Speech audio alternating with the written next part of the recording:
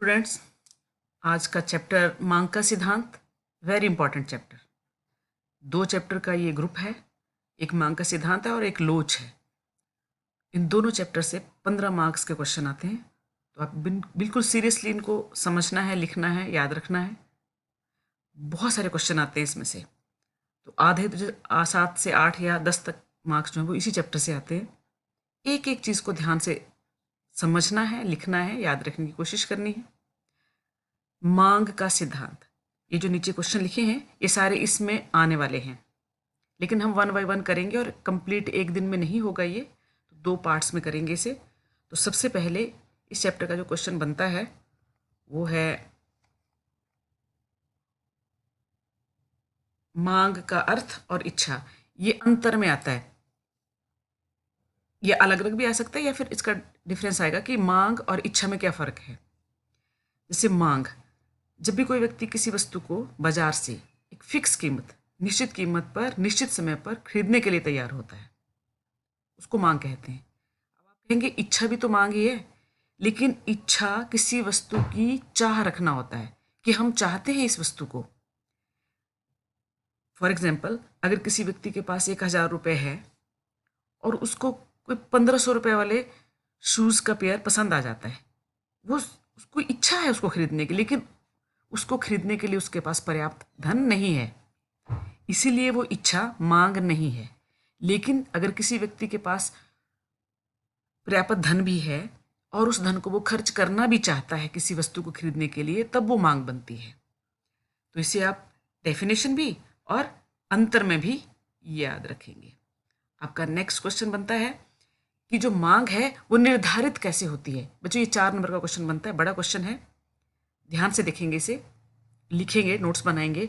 2 तरह की है ये मांग, एक व्यक्तिगत मांग है और दूसरी बाजार मांग है। तो सबसे पहले हम व्यक्तिगत मांग देखेंगे कि ऐसी कौन सी चीज़ें हैं जो मांग को प्रभावित कर पाती हैं या उसको तय करने में, निर्धारित करने में अपना योगदान देती हैं। सबसे पहली चीज़ है वस्तु की कीमत।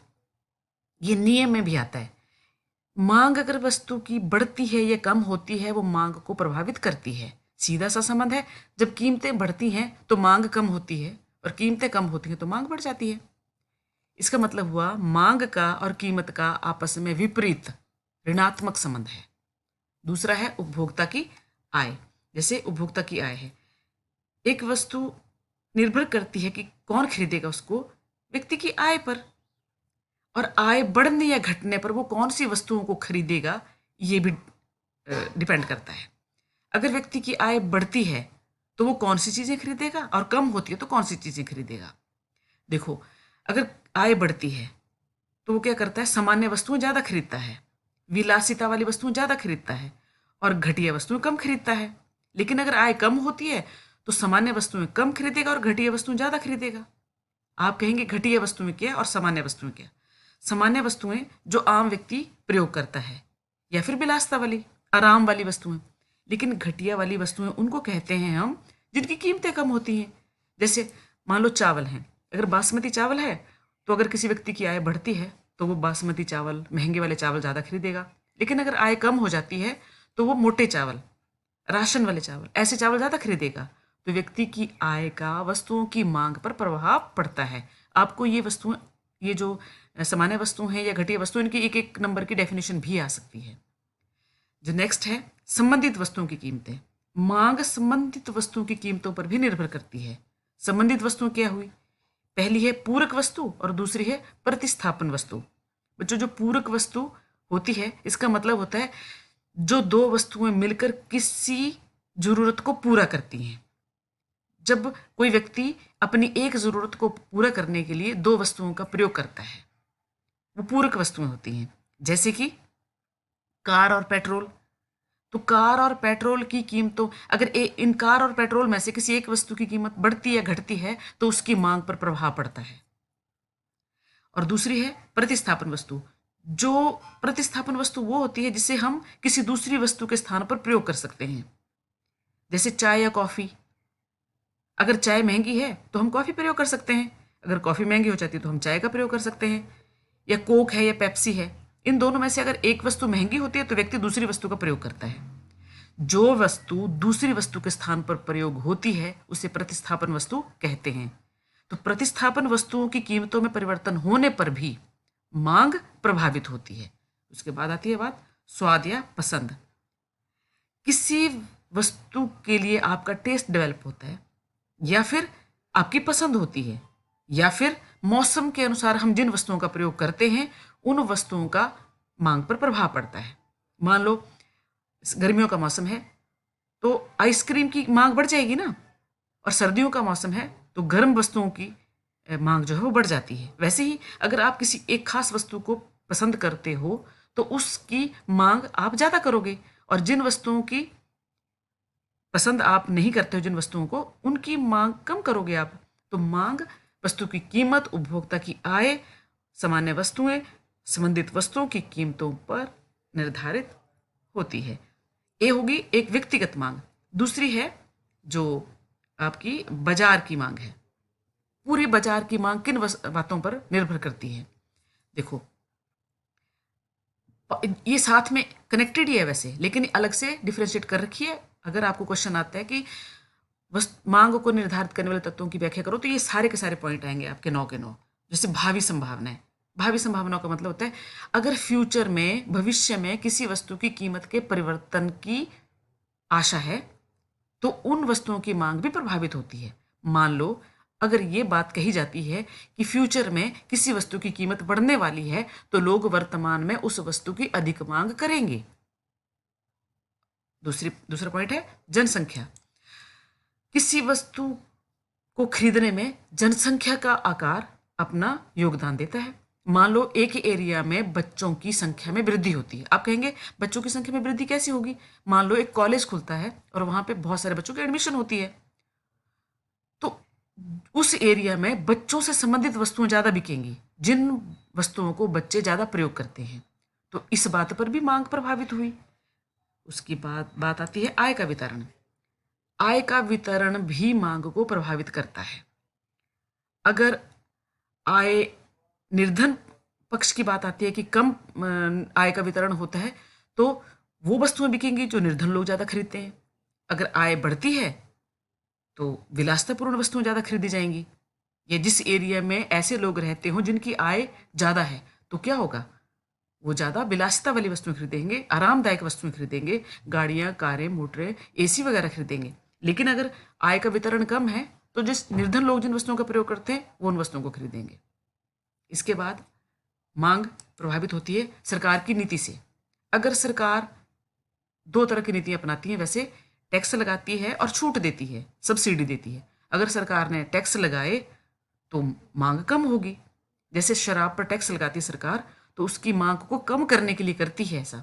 और अगर सरकार चाहती है कि लोग उपभोक्ता वस्तुओं को ज़्यादा खरीदे तो उनके ऊपर छूट देती है। जैसे कि चीनी को कम रेट पर सरकारी दुकानों में बेचा जाता है ताकि वो लोग ज़्यादा खरीद पाएं। उसके बाद मांग, व्यापार की दशा। व्यापार की दशा का मतलब होता है कि बाजार डेवलप कर रहा है, तेजी में है, या कि बाजार मंदी में है। अगर बाजार तेजी में है तो ज़्यादा मांग होगी, अगर बाजार मंदी में है तो कम मांग की जाएगी। ये बड़ा क्वेश्चन है, प्रॉपर्ली लिखना है और याद करना है। इसके साथ में छोटे छोटे 2 क्वेश्चन आपको बता रही हूँ कि सामान्य पदार्थ क्या होते हैं और घटिया पदार्थ क्या होते हैं। सामान्य पदार्थ बच्चों वो पदार्थ होते हैं जिनका कीमत और मांग में उल्टा संबंध होता है। मतलब कीमत बढ़ेगी तो मांग कम होगी, कीमत कम होगी तो मांग बढ़ेगी। लेकिन जो घटिया पदार्थ होते हैं उनका आय के साथ इसके विपरीत संबंध पाया जाता है कि जब व्यक्ति की आय बढ़ती है तो वो घटिया पदार्थ कम खरीदेगा, और जब व्यक्ति की आय कम होगी तो वो उन पदार्थों को ज़्यादा खरीदेगा। डेफिनेशन लिखनी है और साथ में एग्जाम्पल भी देना है। आगे बड़ा इंपॉर्टेंट क्वेश्चन आपका चलता है मांग का नियम। ये 3 मार्क्स के लिए आता है। वैसे जो आप बुक फॉलो कर रहे हो उसमें इसका वर्णन भी दिया होगा, लेकिन आप डेफिनेशन ये वाले लिखेंगे। अन्य बातें समान रहने पर जब किसी वस्तु की कीमत में वृद्धि होने पर मांग का संकुचन और कीमत में कमी होने पर मांग का विस्तार मांग का नियम कहलाता है। मांग और कीमत में विपरीत संबंध होता है, उल्टा संबंध होता है। अन्य बातें समान रहने पर शब्द अवश्य लिखना है, अन्य बातें समान रहने पर। ये इम्पॉर्टेंट बात है आपके लिए, ठीक है। इसके लिए ये मैंने तालिका छोटी सी बनाई है। प्राइस एक्स लिखा है, एस एक्स वस्तु की कीमत और एक्स वस्तु की मांग। 1 और 5 का मतलब है कि जब व्यक्ति एक किसी वस्तु की 1 रुपये कीमत है तो वो 5 वस्तुओं की मांग करेगा। लेकिन यदि कीमत 1 से बढ़ के 5 हो जाती है तो वो व्यक्ति 5 वस्तुओं से कम कर कर एक वस्तु खरीदेगा, क्योंकि वस्तु की कीमत बढ़ गई।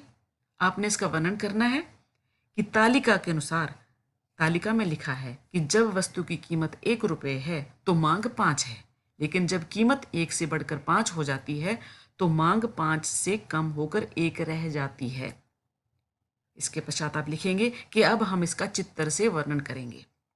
आप लिखेंगे कि हमने वाई एक्स एक रेखा खींची, ओ एक्स पर हमने एक्स वस्तु की मांग को, यह वस्तुओं की मात्रा को लिया, और ओ वाई अक्ष पर हमने कीमत ली है। जब कीमत 5 है तो वस्तु की मांग 1 है, और जब कीमत 1 है तो वस्तु की मांग 5 है। और इन कोणों को आपने जब इस रेखा से मिलाया, इसे बोलते हैं डीडी वक्र, मांग वक्र। आप बताएंगे कि जब कीमत 1 है तो मांग 5 है, जब कीमत 5 है तो मांग 1 है, और जब ये जो वक्र है ये मांग वक्र है जो ऊपर से नीचे की ओर को ऋणात्मक ढलान लिए हुए है, और ये मांग और कीमत में विपरीत संबंध को दर्शा रहा है, ठीक है। इस नियम की कुछ मान्यताएं हैं। मतलब ये नियम कब लागू होगा, क्या इसकी मान्यता है? पहला है, आय स्थिर रहे, स्वाद पसंद में अंतर ना आए, संबंधित वस्तुओं की कीमत में परिवर्तन ना हो, वस्तुएं सामान्य हो, प्रतिस्थापन उपलब्ध ना हो, और भविष्य में कीमतें परिवर्तित ना हो। ये 2 नंबर का क्वेश्चन है। इसके पश्चात 4 नंबर का क्वेश्चन आता है कि मांग वक्र का ढलान जो ऊपर से नीचे की ओर को ऋणात्मक ढलान वाला है, ऐसा क्यों है, इसके पीछे क्या कारण है? तो पहला कारण है घटते सीमांत उपयोगिता का नियम। आपको पिछले चैप्टर में बताया है कि जैसे जैसे व्यक्ति अतिरिक्त इकाइयों का प्रयोग करता है तो उससे मिलने वाली सीमांत उपयोगिता कम होती जाती है, इसीलिए मांग वक्र का ढलान ऋणात्मक होता है। कोई व्यक्ति अधिक वस्तु तब खरीदेगा जब उसकी कीमत कम होगी, इसीलिए मांग वक्र का ढलान झुका हुआ होता है। दूसरा, उपभोक्ताओं की संख्या में परिवर्तन।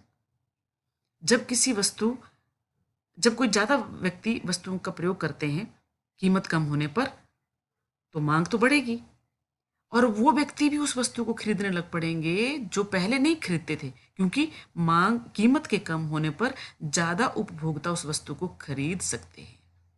इसीलिए मांग वक्र का ढलान ऋणात्मक होता है।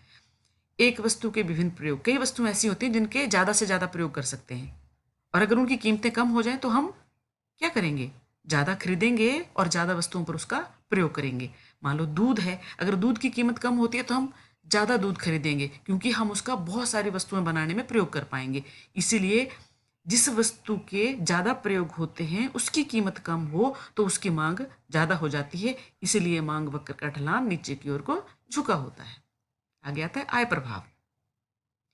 जब किसी वस्तु की कीमत कम होती है बच्चों, तो उस उपभोक्ता की वास्तविक आय प्रभावित होती है। मतलब उसके पास खर्च करने के लिए ज़्यादा धन बचता है, उसको आय प्रभाव कहते हैं। तो अगर किसी वस्तु की कीमत में परिवर्तन हुआ तो व्यक्ति की खर्च करने लायक जो आय है वो प्रभावित होती है, और मांग भी प्रभावित होती है। इसके बाद आता है प्रतिस्थापन प्रभाव। आपको पता है प्रतिस्थापन प्रभाव क्या होता है कि 2 वस्तुएं हैं, अगर हम एक वस्तु को अगर दूसरे से प्रतिस्थापन कर सकते हैं, अगर हम एक के बदले में दूसरी वस्तु खरीद सकते हैं, तो एक की कीमत के कम होने पर उपभोक्ता उसकी मांग ज़्यादा करेगा, और कीमत की कमी उस व्यक्ति को वो महंगी वस्तु खरीदने की बजाय सस्ती वस्तु को खरीदने के लिए प्रोत्साहित करेगी। तो व्यक्ति क्या करेगा? कीमत में कमी होने पर महंगी वस्तु के स्थान पर सस्ती वस्तु का प्रतिस्थापन करेगा। इसलिए मांग वक्र का ढलान नीचे की ओर को झुका होता है। हर क्वेश्चन लिखना है, नोट्स बनाने हैं। बहुत इंपॉर्टेंट चैप्टर।